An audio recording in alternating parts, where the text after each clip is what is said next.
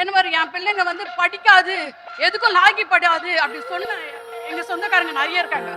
என் பையன் பாஸ் ஆன பிறகு நான் சொல்லும் போது நான் நம்பவே இல்லை. நிஜமாங்க இந்த செகண்ட் கூட இப்ப நம்புறீங்களா இல்லையாமா? இப்ப நம்புறேங்க.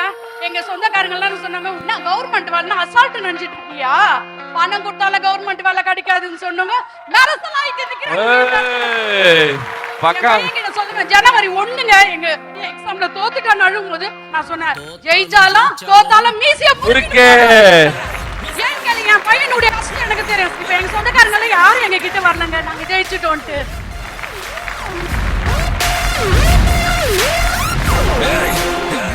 ஓனருக்கு ரொம்ப நன்றி சொல்றேன்.